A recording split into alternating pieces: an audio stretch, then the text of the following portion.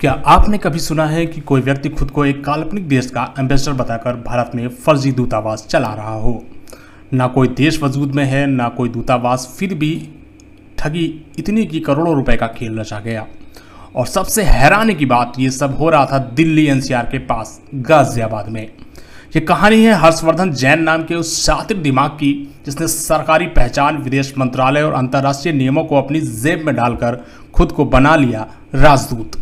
जी हां, उत्तर प्रदेश एसटीएफ ने गाजियाबाद के कविनगर इलाके में एक किराए के मकान से फर्जी दूतावास का पर्दाफाश किया है। इस मकान को देखकर कोई नहीं कह सकता कि यहां एक ऐसे फर्जी इंटरनेशनल मिशन का संचालन हो रहा था जो करोड़ों की ठगी को अंजाम दे रहा था।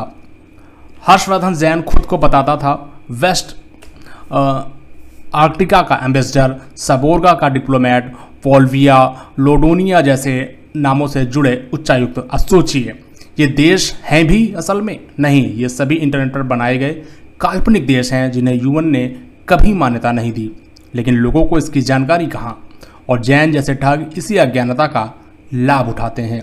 इस शातिर ने कई आम लोगों को अपना सपना दिखाया, विदेश में नौकरी, इंटरनेशनल वीज़ा, विदेशी नागरिकता और स्पेशल डिप्लोमेटिक एंट्री। उसने कारों पर डिप्लोमेटिक नंबर प्लेट लगाई, अपने ऑफिस की दीवार पर झूठी डिग्रियां, फर्जी सर्टिफिकेट भी लगवाए, यहाँ तक कि अपनी तस्वीरें पीएम, मंत्री और इंटरनेशनल लीडर्स के साथ मॉर्फ करके लोगों का विश्वास भी जीता।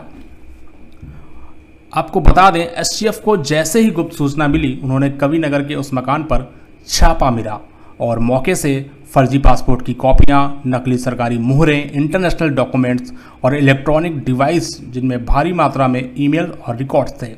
इनसे यह साफ हो गया कि ठगी एक अंतर्राष्ट्रीय स्तर पर फैला जाल है। जांच में एसटीएफ ने पाया कि हर्षवर्धन हवाला नेटवर्क का भी हिस्सा रहा है। वह शेल कंपनियों के जरिए पैसे का लेन देन करता था, विदेश में निवेश के नाम पर मोटी रकम वसूलता था और अब ईडी और इंटरपोल तक भी इसकी जांच पहुंचाई जा चुकी है।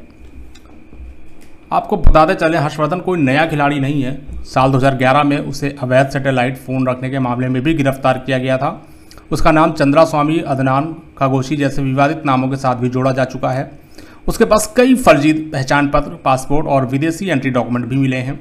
इस पूरे मामले ने यह स्पष्ट कर दिया है कि कैसे कुछ लोग तकनीक, अज्ञानता और लालच का फायदा उठाकर करोड़ों रुपए की ठगी को आसानी से अंजाम दे रहे हैं। एसटीएफ की सक्रियता से आज एक बड़ा गिरोह सामने आया, लेकिन सवाल यह है, क्या ऐसे और भी फर्जी एम्बेसडर भारत में घूम रहे हैं?